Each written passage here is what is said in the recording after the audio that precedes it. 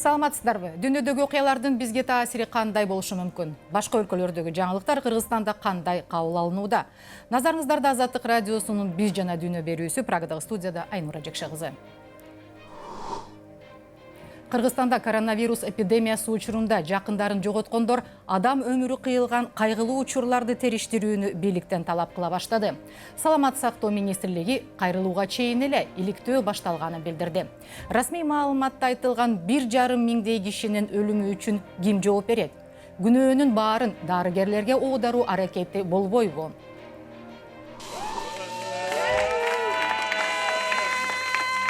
Пандемиядан катуу жапа чеккен өлкөлөрдө бийликке каршы доо арыз берип, жакындарынын өлүмүн иликтөөнү талап кылгандар аз эмес. Алар бийликтеги аткаминерлер өз убагында чара көргөн эмес же жетиштүү аракеттенген жок. Коронавирус кризисин жөнгө салууда кол куушуруп отуруп беришти деген кине тагышууда. 27 августта Бишкекте коронавирус илдетинен каза болгон айрым адамдардын жакындары басма сөз жыйынын өткөрүп, пандемияда көз жумган миңден ашык адамдын өлүмүн иликтөөнү бийликтен талап кылышты. Басма сөз жыйынына катышкандардын бири Айболот Айдосов эмне үчүн курмандыктар көп болду, алардын өлүмүнө ким жооп берет деген суроо салды. Ковидтин айынан атасынан ажыраган Айболоттой болуп, акыйкаттык издегендер аз эмес. Доктор эртемден келди. Түндө чакырганбыз, эртемден келди. Алар дагы айтышты, больницалар кабыл алып айтат. Эгер силер 100% бизге айтсаңар, биз апарабыз больницага. Барып алып, ал жерде кайрылып келе албайбыз деп түшүндүрүштү. Больница жок, бардыгы жабык болуп калды ошол убакытта. Быйылкы июль айы Айболоттун үй бүлөсүнө каргашалуу болду. Жүрөк нүшүн алган тажы вирусу анын ата-энесин бирдей төшөккө жыккан. Алапайын таппай калган көпчүлүктө эле алар алгач үйдө дарыланууга аракеттенип, бирок баары бир ар кайсы стационардын эшигин каккылоого мажбур болушкан. Аны ошо Гансиге баргандан кийин, ошо лечение алгандан кийин негедир кайра мындай жакшы болгон ордуна кайра ден соолугу начарлай баштады. Улуттук госпиталь менен сүйлөштүк. Ошол жерге апардык. Биздин мамлекеттик протоколдорду тиги Россиядан келген докторлор айтып атыптыр, бул туура эмес деп. Биздикилер ошого таянып алып, бизди иштен чыгарып берет деп, тигилерди кайра ынандырып атыптыр, ушу менен лечение кылабыз деп. Ортодо чыр бар экен. Атамды реанимацияга киргизишти. Ошо 5 күндөн кийин жүрөгү токтоп калды дешти, чыгып. Атамдан айрылып калдык. Кыргызстанда коронавирус күчөгөн маал июль айына туш келип, үрөй учургандай өлүм житим катталды. Айдын алгачкы 2 аптасында эле өпкөсү кагынган 372 адам каза болгон. Айболоттун атасы COVID-19 көз жумган, кара тизмедеги 1500гө чукул маркумдун бири гана. Апатта жакындарын жоготкондор, вирустун кесепеттерин алдын алуу иштери толук кандуу жүргүзүлгөндө. Бул сан алдаганча аз болуп, далай адамдын өмүрүн сактап калууга болмок деген көз карашта. Бизде суроолор бар, мисалы, уюштуруу кандай болгон, Кыргызстанга келген акча кандай таратылган, докторлор кантип лечение кылышкан, кайсы протокол негизинде. Эмне себептен, мисалы, апрель айында Польшадан, Кытайдан докторлор келип, бул жерде үйрөтүп кеткен биздин докторлорду, кантип лечение кылышты. Ошол тажрыйба кайсы жакка колдонулду. Саламаттык сактоо министрлиги 18 августта каза болгондордун статистикасы кайра каралып чыкканын, ага ылайык 437 киши башка ооруларынан улам өлгөнүн, 8 учур 2 жолу катталып калганын жарыялаган. Ага чейин вирус жалпысынан 1498 кишинин өмүрүн жалмаганы айтылып келген. Министрлиги 2 сентябрдагы маалымат жыйынында Кыргызстандагы өлүмдүн көрсөткүчү региондогу башка өлкөлөргө салыштырмалуу алдаганча төмөн экенин белгиледи. 1 миллион калкына жараша эсептегенден Кыргызстанда 40 өлүм учуру болсо, ошол эле учурда Азербайжанда 52, Арменияда 296, Белоруссияда 72, Казакстанда 81, эсеби бар Молдавияда 246 деген көрсөткүчтөрдү мына берип жатып атат. Россияда 117 жана башка мамлекеттерде бизден да азыраак катталганы Тажикстанда 7 болуп атат 1 миллионго, Өзбекстанда 9, Украинада 58 деп мына ушундай статистикалык маалыматтар бар. Деген менен министрлик берген расмий сандагы 1060 өлүм жөнөкөй эле арифметикалык жол менен санасак, 1 миллион адамга бери дегенде 160 өлүм туура келет дегенди түшүндүрөт. Жакындарын жоготкон активисттер болсо вирустун басаңдашы менен бийлик расмий сандарды бурмалап, жоопкерчиликтен качуунун жолун издеп жатат деген пикирде. Биринчи очередь Кыргызстанды башкарган адам бул президент. Негизи эң чоң жоопкерчиликти ошол киши алат. Ушул суроолорду биз албетте президентке багыттайбыз. Ал болсо биздин ушу Кыргызстандын териги катары ким болсо туура эмес ишин жүргүзсө, кандайдыр ушундай бир ушулар негизинде адамдар кайтыш болгон болсо, ошолорго чындыкка жеткенге жардам бериш керек. Эл аралык республикалык институт жүргүзгөн акыркы иликтөөнүн жыйынтыгында өлкөдө калктын 66% бийликтин пандемияга карата даярдыгын канааттандырарлык эмес деп бааларын көрсөткөн. Иликтөөдө кыргызстандыктардын 51% ушул тапта өлкөдөгү эң башкы көйгөй деп коронавирусту атаган. Ал эми Борбор калаанын тургундарынын 70% жүрөк өйгөн маселелердин сап башында саламаттык сактоо турат дешсе, 67% коррупцияны белгилешкен. Пандемия туу чокусуна жетип турган июль айында Кыргызстанда массалык жоготуулар көп болгонун ким жана кантип териштириши керек. Оор кризистин алдын алуу дегеле мүмкүн беле? Пандемия өңдү чукул кырдаалда жоопкерчилик кимге артылат? Кыргыз мамлекети өз жарандарын аман алып калуу милдетин канчалык аткарды? Ушул жана башка суроолордун айланасында мурдагы юстиция министри, жогорку кеңештин экс-депутаты Алмамбет Шыкмаматов менен жооп издейбиз. Саламатсызбы? Саламатчылык. Алмамбет мырза, расмий статистикага ылайык Кыргызстанда COVID-19-дан 1,5 миңдей киши көз жумду. Сиз да жубайыңызды жоготтуңуз. Кайгыңызды тең бөлүшөбүз. Апаат алып кеткен адам өмүрлөрүн кантип жана ким териштирүүгө тийиш? Расмий 1,5 миң киши каза болду дегенге мен ишенбейм. Фактически түрдө 1,5 миңден дагы абдан көп адамдар каза болду.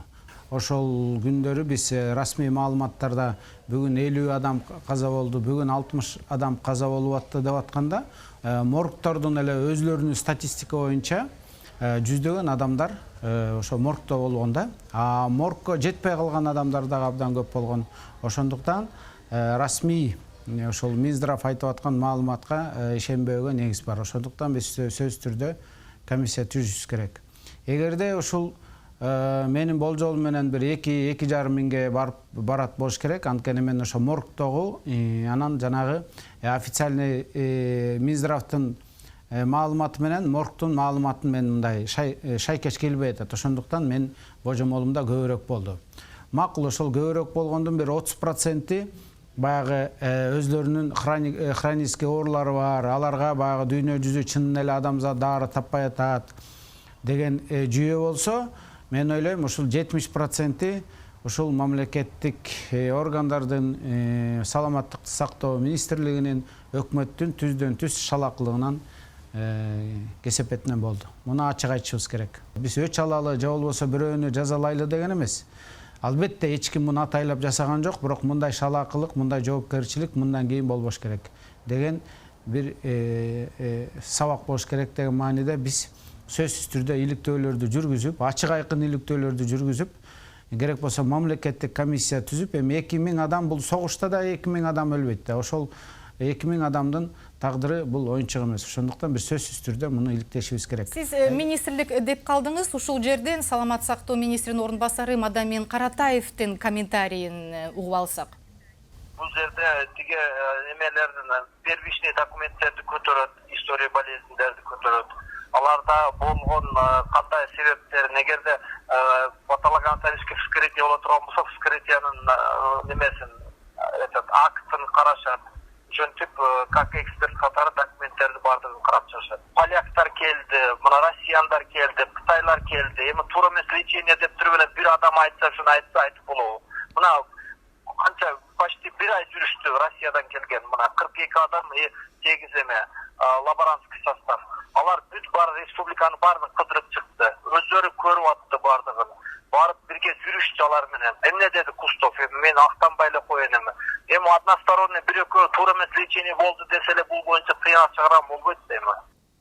Алмамбет мырза, мына биз азыр сиз дагы айтып атасыз, министрдин орун басары. Каратаев жалган айтып атат. Ал киши айтып атат 1-2 кишиде, 1-2 эмес. Эртең миңдеген кишилер Каратаевга тиги өзлөрүнүн дооматтарын айтат. Ушул 1-2 киши айта берет деген бир сөз биздин мындай атка минерлердин оорусуна айланганда 1-2 киши айта берет. 1-2 киши эмес, муну миңдеген кишилер айтып атат. Кандай шалаакылык болгонун, кандай адамдар каралбай калгандыгын, кандай даарылар жетпей калып, мисалы үчүн Клексан, гепарин жетпей, адамдар ошол гепарин жок, Клексан жок, өлүп калып атканда эмне Каратаев укпаптырбы? Мунун баары эми эл ар бир кыргызстандык билет да. Анткени муну ар бир үй бүлө башынан өткөрдү. Бул жерде мындай сөзсүз түрдө эле өлүп калыш керекпи? Өлбөй, ооруп, кыйналып, ары барып бери келген адамдар миңдеп саналат. Ошонун баардыгы баштан өткөрдү бул апатты. Ар бир кыргыз баштан өткөрдү. Баары оорудуп чыкты. Ошонун баардыгы жана гепарин жоктугун, Клексан деген элементарный даарылар. Ошолорду баягы эл аралык дүйнөлүк финанс институттарынан келген акчаларды туура пайдаланса, даарыларды алып келип складдардын баарына фомска үйүп койсо болот беле? Болот эле. Бишкек шаарынан ар бир областтардан больницаларды, койкаларды даярдап, врачтарды акчасын төлөп берип, аларга тренинг өткөзүп, акыркы протоколдордун баарын окутуп, момундай даарылайсыңар деп даярданып турса болот беле? Болот эле да. Булар айтып атат Россиядан келбеди деп. Россиядан келгени уже эң акыры, уже баары элдин баары кырылып калгандан кийин келди алар. Мен башында ушул маселеге башында болду да көп адамдар. Дал ушул маселеге байланыштуу суроо берейин деп жатканмын. Анткени биз азыр эмне үчүн ушунча киши ковидтен көз жумду деген суроого гана жооп издеп жаткандайбыз. Министр ордун басарынын жообу дагы ушул өңүттө болду да. Балким тереңирээк караш керек. Сиз азыр эле айткандай, эмне үчүн вирус ушунча көп кишиге жукту? Ошо алдын алуу чаралары туура көрүлгөнбү? Деги эле алдын алуу мүмкүн беле? Ушунча көп кишиге жугушун. Вирусту жуктурбай коюу мүмкүн эмес эле. Вирус жугат эле баары бир. Бирок вирус жуккандан кийин мамлекеттик органдар, өкмөт, Минздрав, Каратаев даяр болгондо өлүм мындай болмок эмес.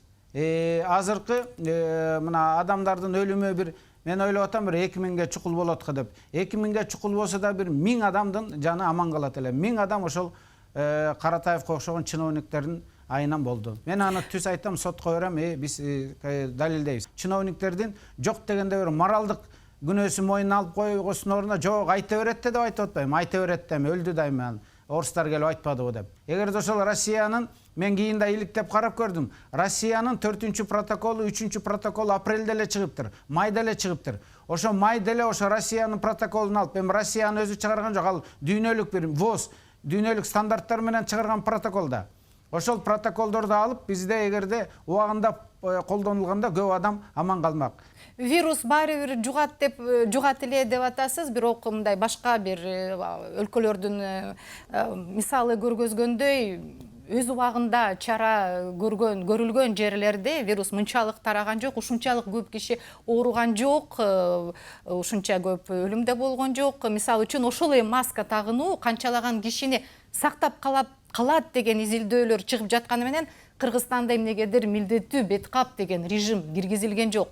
Вирус мындай тарабай калганда мындай болбойт эле десек, анда тескерисинче бул тиги здравоохранение министерствого бул баягы жоопкерчиликтен кутулуп кетүүгө шарт түзүлүп калат. Анткени көп адамдар маска тагылган жок. Аларга булар күнөөлүү эмес да. Көп адам маска тагып алган жок. Көп адам той топурду баштап ийди.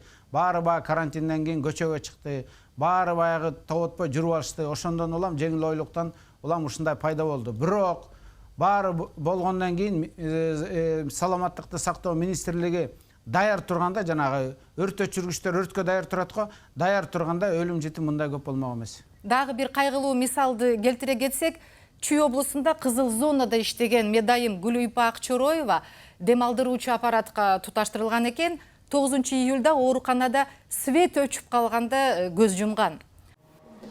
Ал күнү ал киши кислородный аппаратта жаткан, аппарат менен дем алып аткан. Все, что нужно было, все было сделано. А ошол күнү свет өчтү, свет өчкөн. Аппаратта өчтү.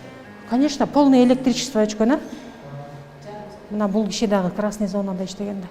Мына ушундай учурлар дагы канча жерде болгонун айта албайбыз албетте. Ушул өңдүү окуяларга ким жооп берет? Мисалы, генератор менен камсыздоо бул эң жөнөкөй нерсе го. Өкмөт мени эң жөнөкөй, бирок бул эң тагдыр чечүүчү нерсе болду да. Мисалы үчүн мен ойлойм, буга баш оту менен өкмөт жооп бериш керек. Өкмөт, премьер-министр, министр здравоохранения жана ошол ковид менен жетектеген штабтын мүчөлөрүнүн баардыгы. Анткени жана свет өчүп калды дейт.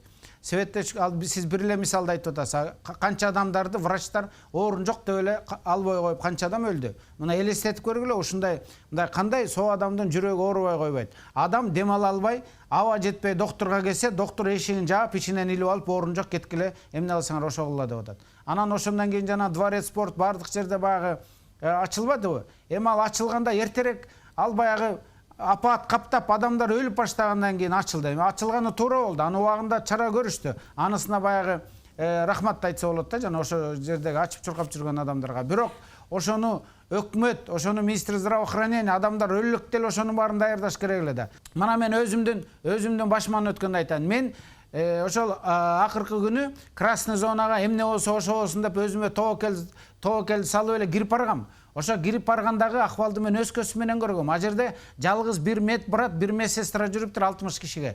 Экөөнүн тең депрессиядан баш айланып баса албай калыптыр. Суроо берсең же жооп бербейт, же суроого түшүнбөйт. Палаталарды баарын жаап, адамдар мындай бир баар аянычта отурат да, баардыгы өлүм менен урушуп, өлүм күтүп отургандай сезилди да мага. Ичинин баары бардак. Эми ошого ким жооп берет? Ошого сөзсүз түрдө өкмөт жооп бериш керек да. А врач кайда десем, врач гостиницада жатып алып, онлайн телефон менен башкарып атыптыр. Албетте көптөгөн дарыгерлер дагы обсервацияда болду, канчалаган ооруп калган, жуктуруп алган вирусту.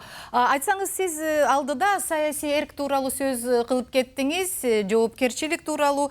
Ушул даярдык иштерин ким көзөмөлдөшү керек эле? Президенттин жоопкерчилиги канча эле? Мисалы үчүн башка өлкөлөрдү карасаңыз, Кыргызстан президенти көпкө жоголуп кеткенин сиз деле жакшы билесиз. Мисалы үчүн Ангела Меркель чыкканын, Макрон чыгып, элге кайрылып турушту. Биз мамлекеттик комиссия түзүшүбүз керек. Саясий эрк дегенде мен премьер-министр жана министр здравоохраненияны күнөөлөйм. Анткени бизде ар бир адам өзүнүн участок, мына ар бир адамдын өзүнүн бир түз жеке милдети бар. Ошол здравоохраненияда болуп аткан нерсеге өкмөт жана тикелей штабтын жетекчилери жооп бериш керек. Өзгөчө кырдаал түзүлгөнүн дагы унутпайлы да. Ошондо президенттин жоопкерчилиги канчалык? Туура. Биз биринчи өкмөттү жоопко тартып алалы, анан кийин мына биз азыр министрди бар кылгылыктын баарын кылган Министерство здравоохранения, бирок ошолорго дагы мына адвокаттар чыгып атат. Эгемендик күнүндө президент апааттын кесепеттерине токтолгон эле, азыр эмесе Жээнбековдун сөздөрүн угуп алсак.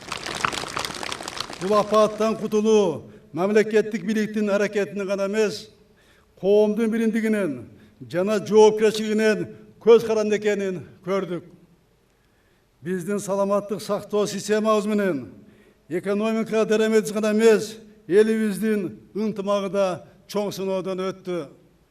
Саламаттык үчүн болгон кармашта элибиз өзүнүн сабырдуулугун жана кайрымдуулугун көрсөттү. Биз Кыргызстан эли коомдук тилектештикти туу туткан журт экенибизди бышыктадык. Мына ушул күрөштүн жүрүшүндө ынтымак баарынан кымбат экенине дагы бир ирет ынандык. Биздин элде алам дегенден, жардам берейин дегендер көп экенин өз көзүбүз менен көрдүк. Дээрлик бардыгыбыз жардамга муктаждарга колубузду сундук. Азыркы күндө бул илдетти толук жеңбесек да басаңдады. Бирок кырдаал дагы деле кооптуу бойдон калууда. Жакында азаттыктан маалымат алуу дагы кеңейет. Кыргызстандагы, региондогу, дүйнөдөгү соңку окуялардан тынымсыз кабардар боло аласыз. Азаттык ар дайым жаныңызда. Кулак түрүп туруңуз. Азаттык, элдин жана эркиндиктин үнү. Сиздер азаттыктын биз жана дүйнө берүүсүн көрүп жатасыздар. Прагадагы студияда Айнура Жекше кызы. Пандемиядан катуу жапа чеккен өлкөлөрдө бийликке каршы доо арыз берип, жакындарынын өлүмдөрүн иликтөөнү талап кылгандар аз эмес. Алар аткаминерлер өз убагында керектүү чара көргөн эмес, же жетиштүү аракеттенген жок. Коронавирус кризисин жөнгө салууда олуттуу ката кетиришкен дешет. Италиянын Бергамо шаарынын прокуратурасына кайрылган жарандар да өкмөт шалакылык кылган. Эпидемия туу чокусуна жетип турган маалда чукул аракет көргөн жок деп айыпташууда. Жакындарын жоготкондор карантиндик чаралар эрте киргизиши керек эле деп эсептешет. Алсак алар вирус кызыл зонада деп жарыяланган тилкеден чыгып кеткен менен бийликтегилер Ломбардия аймагын өз убагында бекитишкен эмес деп нааразы. Эсиңиздерге сала кетсек, Европада коронавирус дал ошол Италиянын түндүгүнөн тараган. Доо арыздардын көбү региондун жетекчилиги коронавируска кабылган бейтаптарды эң башында эпидемиянын канчалык кооптуу экенинен кабардар кылышкан эмес. Мед кызматкерлерди тиешелүү жеке коргонуучу каражаттар менен камсыздаган эмес деген айыптоого негизделет. Июнда премьер-министр Джузеппе Конте, ички иштер жана саламаттык сактоо министрлери Бергамонун прокуратурасында сурак беришкен.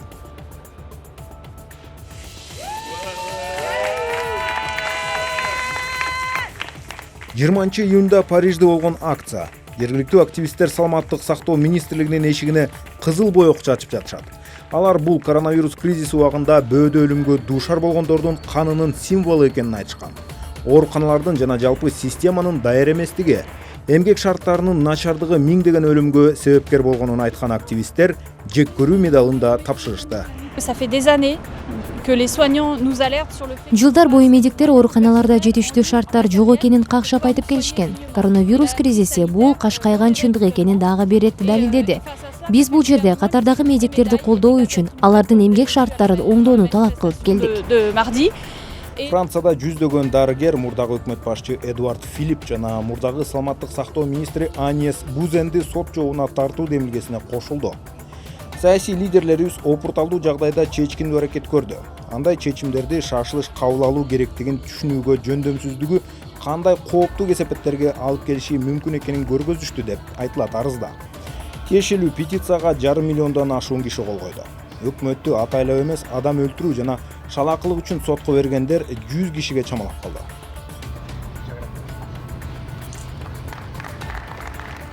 Испанияда миңдеген жарандар коронавирустун жайылышын ооздуктай алган жок деп премьер-министр Педро Санческе жана анын өкмөтүнө каршы арыз беришкен. Алар жетекчилердин шалаакылыгы адам өмүрлөрүнүн кыйылышына алып келди деп эсептешет.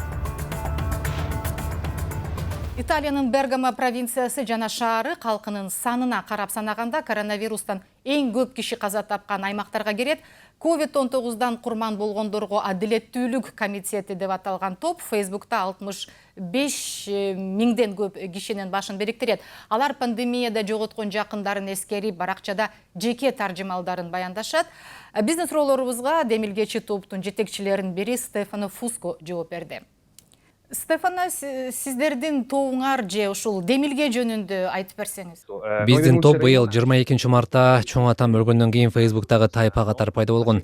Атам Бергамо аймагында пандемиянын башында карлар үйүндө коронавирустан каза болгон көптөгөн абышка кемпирлердин бири болчу. Өзгөчө Бергамо жана Бреша провинцияларында жашагандардын көбү кырдаал туура эмес башкарылган деген пикирде. Биз доктур, медайымдарды күнөөлөбөйбүз. Ал тургай, ошол мед кызматкерлер өздөрү абалды жөнгө салууда кетирилген катылардын курмандыгына айланган деп ойлойбуз. Биздин пикирибизде буга жеткиргендер жергиликтүү же борбордук жетекчиликте отурушат. Ошол Facebook'тагы тайпанын негизинде сот органдарына жардам берүү максатында комитет түзгөнбүз. Бергамонун соту пандемия боюнча өз алдынча териштирүү баштаган. Биз мүмкүн болушунча көбүрөөк маалымат чогултууну көздөгөнбүз. Биздин баракчага 10 миңдеген киши өз баштан кечиргендерди баяндап пост жазышат. Бизге бекер жардам берген адвокаттардын көмөгү менен ошол окуялардын айрымдары доо арыздарга негиз болуп берди.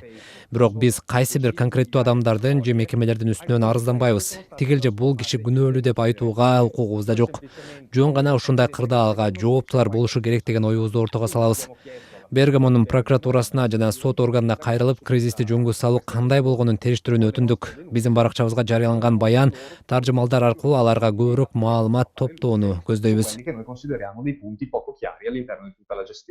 Топтун аталышында COVID-19 өлгөндөргө арнап чындык издейбиз, адилеттүүлүк издейбиз деген уран жазылып турат.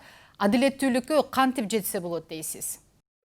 Адилеттүүлүккө чындыкты билүү аркылуу гана жетсе болот. Биринчиден, чындыгында эмне болгонун билүү зарыл. Биздин аймак жараткандын качып кутулбас бир сыноосуна туш болдубу же кайсы бир жооптуу адамдар вирусту токтотпосо да анын жайылышына бөгөт коюшу керек беле? Биз мына ушул суроого жооп алууну каалайбыз. Чындыкты билгенде балким адилеттүүлүк орнойт. Мен жеке атыман сүйлөсөм, кимдир бирөөнү түрмөгө камашсын деген максатым жок. Муну менен чоң атамды тирилте албайм. Бирок ошондой абалга жеткиргендик үчүн күнөөлүү адамдар бар болсо, алар аныкталып, кызматтарынан алынууга тийиш. Себеби кырдаалды туура башкара алышкан эмес. Мен күнөөлүү адамдар бар деп так айта албаймын. Антип ойлошу мүмкүн, бирок аларды аныктоо иши сот бийлигинин милдетине кирет. Демек, сиздердин комитет өкмөттү сотко бербептир, бирок ошондой арыздар болду да Италияда. Мисалы, өкмөт башчы Джузеппе Конте да суракка чакырылыптыр. Ооба, туура. Премьер-министр, саламаттык сактоо жана ички иштер министрлери менен кошо Бергамонун прокуратурасына чакырылган. Ломбардия аймагынын губернатору да сурак берген. Себеби прокуратура маселени бардык тараптан карап чыгууну көздөйт. Катардагы италиялыктардан сотторго, саламаттык сактоо министрине, өкмөт башчыга, жергиликтүү бийликке каршы ушунча көп арыздар түшкөн. Бир нерсени белгилейт элем. Италияда ушул тапта кызыктай саясий абал түзүлгөн. Өкмөттүн башында борборчул солчулдар турат. Ал эми Ломбардия аймагын борборчул оңчул партия башкарат. Жергиликтүү бийлик жоопкерчиликти борбордук өкмөткө оодаргысы бар. Мамлекет болсо Ломбардиянын жетекчилигин күнөөлөгүсү келет. Ушундай саясий кызыкчылыктардын кагылышы чындыкка жетүүгө кедергисин тийгизип жатат. Жоопкерчиликти бири-бирине жүктөп жатышат дедиңиз. Ал эми дарыгерлерди күнөөлүү аракети байкалбайбы Италияда? Биздин өлкөдө медиктер чыныгы эрдигин көргөзгөнүн кесе айтылам. Дарыгер адамдарды өрттөн куткарган өрт өчүрүүчү эмес. Эртең менен үйүнөн чыгып жатканда өз өмүрүн тобокелге салып жаткандай кооптонуу сезим болбош керек. Дарыгер адам өмүрлөрүн сактайт. Биздин мед кызматкерлер тилекке каршы өзгөчө башында жеке коргонуучу каражаттары жок, протоколсуз иштеп жатышты. Пандемия маалында Италияда 176 ак халатчан ковидтен өлдү. Көбү үй бүлөлүк дарыгерлер топторунда иштегендер болчу. Элестетсеңер, кол кап маскалар жок. Мен АКШдан алдырганмын.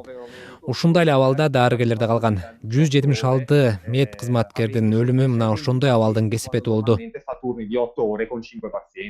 Алмамбет мырза, алдыдагы маектешибиз алардын мед кызматкерлерге каршы эч кандай дооматы жок деп баса белгиледи.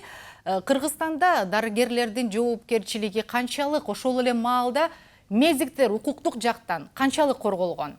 Медиктерди такыр күнөөлөгүм келбейт. Анткени медиктердин ошондой даяр болбой калгандыгына, медиктер мобилизация болбогонуна, дары дармектин жетишпей калгандыгына медиктер күнөөлүү эмес. Жалпы бирдиктүү протоколду алып келип, ушул протокол менен баарын даарылайсыңар, ушул протокол менен иштегиле деп, жалпы бирдиктүү бир протокол иштелип чыкпагандыгына медиктер күнөөлүү эмес. Ошондуктан мен бир да медикти күнөөлөгүм келбейт. Тескерисинче, медиктерге биз таазим айтышыбыз керек, анткени алар колунан келген дарамети жеткен баардык аракетти жасады. Менин күнөөлөгөнүм өкмөт жана уюштура турган жетекчилерди күнөөлөйм. Бул Министерство здравоохранения министрлиги, бул ошол Каратаев, бул ошол премьер-министр Абылгазиев. Бийлик менен дарыгерлерге жүктөлгөн милдеттер жана жоопкерчиликтер, аларды эч ким танбайт. Бирок ар бир жаран үйдө, көчөдө же ар бир жарандын албетте жоопкерчилигин сездикпи биз ошол элде? Ар бир адамдын жоопкерчилиги болуш керек. Ар бир адам дагы ошону сактаныш керек. Бирок мына практиканы көрүп атпайсызбы? Дүйнө жүзү мына кайсы мамлекет болду ушул тиги коронавирус жукпагандан? Баарына жукту да. Ал бу жерде алны мен акыркы орунга коет элем, жана маска тагынгыла, анан анткеле минткеле. Бу жерде эң негизгиси ал апатка мамлекеттик органдар даяр туруш керек. Мына дүйнө жүзүндөгү элдер митингге чыгып атат, ошолор туп-туура кылып атат. Анткени алар айткан жок да, биз маска тагын отурсак эле болбойт эле деп. Жок, биринчи кезекте бу жерде мамлекеттик машина, здравоохранение системасы, мамлекеттик баягы уюштуруучу органдар да эми, ошол бийлик деп коет, ошолор даяр туруш керек. Анткени ушундай апат болгондо, согуш чыкканда, жер титирегенде, ушундай бир күтүлбөгөн кырсык келгенде уюштуруу иштерине баардыгы даяр туруш керек. Рахмат сизге. Биздин маектешибиз мурдагы юстиция министри, жогорку кеңештин экс-депутаты Алмамбет Шыкмаматов болду. Ушуну менен Азаттык радиосунун Биз жана дүйнө телепрограммасын аяктайбыз.